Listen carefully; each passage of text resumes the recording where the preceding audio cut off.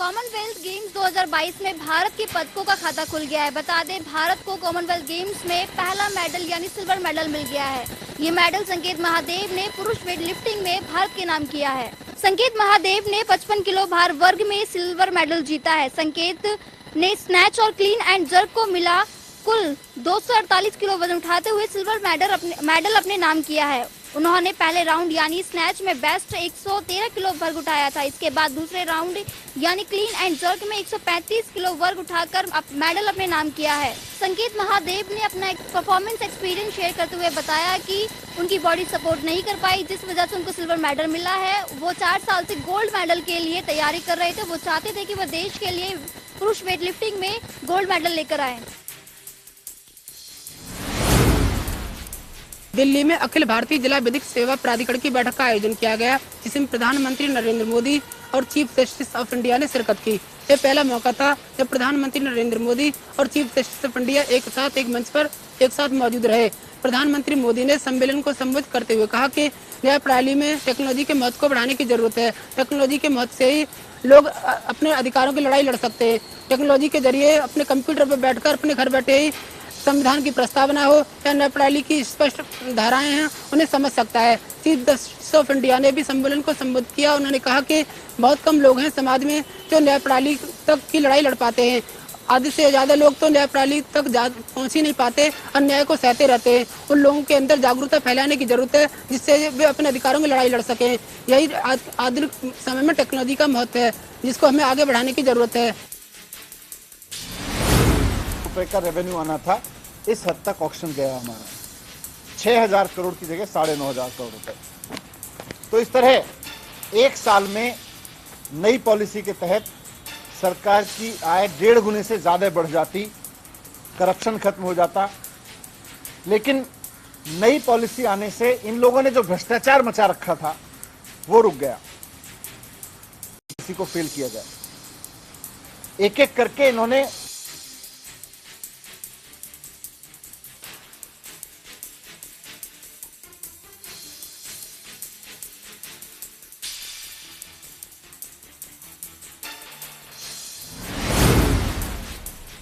बंगाल शिक्षा भर्ती घोटाले में गिरफ्तार पार्थ चटर्जी और उनकी करीबी कहे जाने वाली अर्पिता मुखर्जी के पास बेशुमार दौलत मिली है। ईडी सूत्रों के अनुसार जांच एजेंसी अब अर्पिता मुखर्जी और पार्थ चटर्जी की कितनी संपत्ति है इसकी जांच में लगी है। ईडी को अब तक मिली जानकारी के अनुसार अर्पिता के पास कम से कम 12 फ्लैट हैं, जिसमें से कुछ उनकी कंपनियों के नाम हैं तो कुछ पार्थ चटर्जी उन्हें तोहफे दिए हैं। वीरभूमि के शांति निकेतन में अर्पिता के 4 प्लाट हैं और एक आलिशान फार्म हाउस भी। पार्थ चटर्जी के पास कोलकाता से सटे शांति निकेतन में फार्म हाउस है। अर्पिता जहां रहा करती थी उसी बिल्डिंग में अर्पिता के 3 फ्लैट थे। आपको बता दें, अर्पिता मुखर्जी के 2 घरों से ईडी ने करीब 50 करोड़ रुपए कैश और 5 किलो गोल्ड बरामद किया था। वहीं आपको बता दें, अर्पिता मुखर्जी के ठिकानों से बरामद किए गए 50 करोड़ और अन्य कीमती अन्य सामान ईडी के कस्टडी में है। जब तक इस मामले की जांच पूरी नहीं हो जाती तब तक किसी भी संपत्ति की खरीदी बिक्री नहीं हो सकती। अगर पार्थ चटर्जी और अर्पिता मुखर्जी के खिलाफ आरोप सिद्ध हो जाते हैं तो ये सारी संपत्ति जांच एजेंसी सरकार के हवाले कर देगी। इस घोटाले के खुलासे और गिरफ्तार के बाद टीएमसी ने पार्थ चटर्जी से दूरी बना ली है। सीएम ममता बनर्जी ने उन्हें कैबिनेट से निकाल दिया है और पार्टी के सभी पदों से हटा दिया है। टीएमसी ने कहा है कि जब तक उनके ऊपर जांच जारी रहेगी तब तक वो पार्टी से निलंबित रहेंगे। शहीद उधम सिंह का बलिदान दिवस आज रतिया में कंबोज सभा हरियाणा द्वारा धूमधाम से मनाया गया। इस कार्यक्रम में प्रदेश भर से हजारों लोगों ने शिरकत की। इस कार्यक्रम के मुख्य अतिथि प्रदेश शिक्षा मंत्री कंवरपाल गुर्जर व विशेष अतिथि के तौर पर सांसद सुनीता दुग्गल, मंत्री देवेंद्र बबली, प्रदेश चेयरमैन सुभाष बराड़ा व रतिया विधायक लक्ष्मण दास नापा ने शिरकत की। इस कार्यक्रम में डेरा बाबा भूमन शाह से बाबा ब्रह्मदास जी ने प्रवचन किए। वहीं शिक्षा मंत्री ने कार्यक्रम को संबोधित किया और कहा कि शहीदों के बताए मार्ग पर हमें चलना चाहिए। इस कार्यक्रम में भारी भीड़ जुटी हुई थी। प्रशासन की तरफ से पुख्ता इंतजाम किए गए थे। हम आपको बता दें कि इस कार्यक्रम में प्रदेश के मुख्यमंत्री मनोहर लाल ने पहुंचना था, मगर चंडीगढ़ में अमित शाह का कार्यक्रम होने के कारण मुख्यमंत्री का दौरा रद्द हुआ, जबकि उनकी जगह के ऊपर शिक्षा मंत्री कंवरपाल गुर्जर पहुंचे थे। नारनौल के साथ गांव कोरियावास में बन रहे 79 एकड़ में मेडिकल कॉलेज का काम अब अंतिम चरण में है।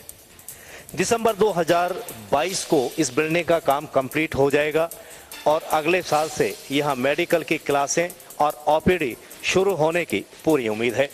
लगभग 600 करोड़ रुपए की लागत से बन रहा ये मेडिकल कॉलेज अब अगले साल लोगों के लिए तोहफा और एक बड़ी सौगात के रूप में सरकार देने जा रही है।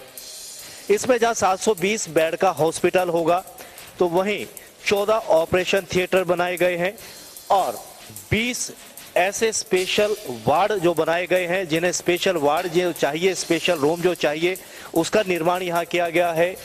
100 आईसीयू बेड के लिए स्पेशल वार्ड यहाँ बनाया जा रहा है।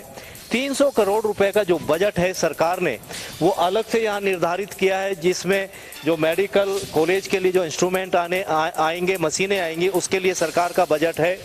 यहाँ दक्षिणी हरियाणा के अंतिम छोर पर बन रहे इस मेडिकल कॉलेज का लाभ हरियाणा के साथ साथ लगते राजस्थान के लोगों को भी मिलेगा। हरियाणा सरकार की इस पहल का लोगों ने काफी स्वागत किया है और अगले साल ये मेडिकल कॉलेज आम लोगों के लिए सरकार शुरू करने जा रही है। सरकार की इस तरह की योजना सामने आई है। नौकरी का झांसा देकर युवकों से पैसे ऐंठने के मामले में अंबाला पुलिस ने एक युवक को गिरफ्तार किया है। ये युवक अंबाला छावनी के नागरिक अस्पताल में युवकों को स्वीपर और कंपाउंडर की नौकरी दिलवाने की एवज में 5,000 रुपये प्रति व्यक्ति पैसे ऐंठता था। पुलिस को दी शिकायत में युवक ने कहा कि 2 माह पहले हितेश नामक युवक ने उससे नौकरी दिलवाने की एवज में 5,000 रुपये लिए थे, लेकिन 2 माह बीत जाने के बाद भी आज तक ना उसे नौकरी मिली, ना ही उसके पैसे वापस किए गए। इतना ही नहीं, उसने अन्य युवकों से भी इसी तरह 5-5 हजार रुपये ऐंठे हैं। पुलिस का कहना है कि इस मामले में पूरी जांच की जा रही है। युवक कब से पैसे ऐंठने का काम कर रहा था और कितने लोगों से इसने ठगी की है, इसकी गहरी तफ्तीश जारी है। नांगल चौधरी के गांव सिलारपुर में कलयुगी बहू का प्रकोप देखने को मिला है। जहां एक बुजुर्ग अपंग महिला को उसी के घर में 3 दिन से बंधक बना रखा था और खाना तक नहीं दिया गया। किसी तरह से महिला की आवाज़ पड़ोसियों ने सुनी और बात सोशल मीडिया तक पहुंची। उसके बाद मीडिया का जमावड़ा लगा और मीडिया की जमावड़े के बाद प्रशासन जो है वो अलर्ट हुआ। स्थानीय पुलिस मौके पर पहुंची और महिला को आज़ाद करवाया गया। उसके बाद उसका मेडिकल करवाया गया बाकायदा। मेडिकल के बाद डॉक्टर ने उसके हालात को देखते हुए हेल्थ सेंटर रेफर कर दिया गया है। फिलहाल पुलिस जो है मामला दर्ज कर जांच में जुटी है, लेकिन अभी तक जो है आरोपी बहू और बेटा दोनों गिरफ्त से बाहर है। यमुनानगर के थाना प्रतापनगर क्षेत्र में हुई एक हत्या के मामले को CIA 2 पुलिस द्वारा सुलझा लिया गया। पुलिस अधिकारी ने बताया कि उन्हें गुप्त सूचना मिली कि जगाधरी बस स्टैंड के पास एक व्यक्ति संदिग्ध अवस्था में घूम रहा है, जिस पर टीमों का गठन कर उस व्यक्ति को काबू किया गया। आरोपी ने अपना नाम युद्धवीर सिंह बताया, जो यमुनानगर जिले के ही गांव नाहर ताहरपुर का रहने वाला था। जांच अधिकारी ने बताया कि आरोपी ने कबूल किया कि मात्र 200 रुपए के लिए उसने दिलबाग नामक व्यक्ति की हत्या कर दी। आरोपी ने पुलिस को यह भी बताया कि 200 रुपए लेने के लिए उसने दिलबाग से कई बार मिन्नतें की, लेकिन दिलबाग उसको 200 रुपए नहीं दे रहा था। जिसके बाद उसने दिलबाग से मारपीट की, उसके सिर पर बाजू में पहना हुआ कड़ा मारा और उसके गले को परने के साथ घोंट कर उसकी हत्या कर दी। आरोपी ने पुलिस के सामने यह भी कहा कि उसने पास ही एक गन्ने के खेत में आरोपी के शव को फेंक दिया। जिसके बाद पुलिस को शव बरामद हुआ और पुलिस ने अज्ञात व्यक्ति के खिलाफ मुकदमा दर्ज कर लिया। यमुनानगर SP द्वारा इस मामले की जांच CIA 2 पुलिस को सौंपी गई थी, जिसको पुलिस ने बखूबी से निभाने में अंजाम दिया है। पुलिस का कहना है कि आरोपी से और भी कई मामलों का खुलासा होने की उम्मीद है।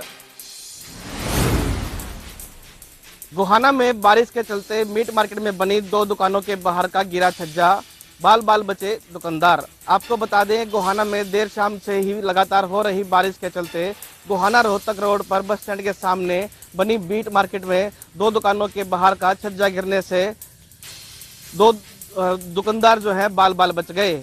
उधर दुकानदारों की माने तो कई साल पहले जो है यहाँ पर नगर परिषद द्वारा जो है दुकानें बनाई गई थी, लेकिन उसके बाद से लेकर आज तक इन दुकानों की जो है मरम्मत का काम नहीं करवाया गया, जिसके चलते इन दुकानों की हालत जो है जर्जर हो चुकी है और कोई भी बड़ा हादसा यहाँ हो सकता है।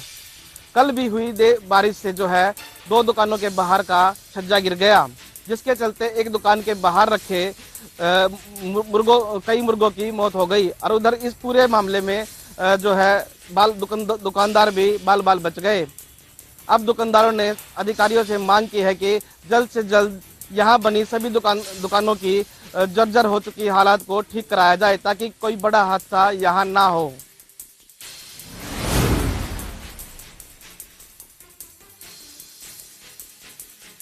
सरकारी स्कूल के बाहर पानी भरा हुआ है और इस गंदे भरे पानी में ही जो स्कूल के छात्र हैं उनको निकल के आना पड़ता है। इसकी शिकायत सभी छात्राओं और स्कूल के अध्यापकों ने प्रशासन के अधिकारियों से भी की जा चुकी है, लेकिन अभी तक प्रशासन के अधिकारी इसी पानी को निकलवाने में नाकाम साबित हुए हैं। आज हल्के के विधायक रामकुमार गौतम जी ने भी यहाँ का दौरा किया है और उन्होंने विभाग के अधिकारियों को सख्त आदेश दिए कि इस पानी को जल्द से जल्द निकाला जाए, लेकिन ये तो आने वाला समय ही बताएगा कि इस रास्थल गांव के सरकारी स्कूल की जो जल भराव की समस्या है उसका समाधान हो पाता है न नहीं। दिल्ली में काफी समय से नई आबकारी नीति लागू कर दी गई थी, लेकिन आज ये खबर सामने आई है कि दिल्ली सरकार ने अब नई आबकारी नीति पर रोक लगा दी है, यानी कि अब दिल्ली में एक बार फिर से पुरानी आबकारी नीति ही लागू होगी। और इस बीच आपको बता दें कि दिल्ली के उप मुख्यमंत्री अब शिकायत के घेरों में आ गए हैं, क्योंकि दिल्ली के उप राज्यपाल विनय कुमार सक्सेना का ये कहना है कि दिल्ली के उप मुख्यमंत्री यानी मनीष सिसोदिया नई आबकारी नीति में घोटाला कर रहे हैं। करीबन 144 करोड़ रुपए का ये घोटाला है और घोटाला इस तरह से भी नहीं किया गया है, ऐसे किया गया है कि किसी को पकड़ में भी ना आए, लेकिन हम इसकी तह तक जरूर जाएंगे। यानी कि मनीष सिसोदिया जो कि मुख्यमंत्री अरविंद केजरीवाल के बाद दूसरे नंबर पर आते हैं, वह अब शक के घेरों में है। और इस बीच आपको बता दें कि भाजपा ने भी मनीष सिसोदिया पर निशाना साधते हुए ये बात कही है कि दिल्ली में लगातार शराब की जो दुकानें थी उसकी संख्या लगातार बढ़ाई जा रही थी ताकि पैसों की कमी ना पड़े। लेकिन साथ ही आपको बता दें कि इन सब सवालों का जवाब दिल्ली के मुख्यमंत्री अरविंद केजरीवाल ने दिया है और अरविंद केजरीवाल ने ये बात साफ कर दी है कि ऐसा कुछ भी नहीं है और दिल्ली के उप मुख्यमंत्री यानी कि मनीष सिसोदिया ने बिल्कुल अच्छा काम किया है और वह कोई भी काम गलत नहीं कर सकते हैं। यानी कि अब देखना ये होगा कि क्या सच में जो अब नई आबकारी नीति को रोक लगाई गई है, क्या सच में ऐसा ही कुछ मामला सामने आ रहा था? क्या मनीष सिसोदिया पर सच में कोई आरोप लगने वाले थे इसलिए नई आबकारी नीति पर रोक लगाई गई है, या फिर इसके पीछे वजह कुछ और है?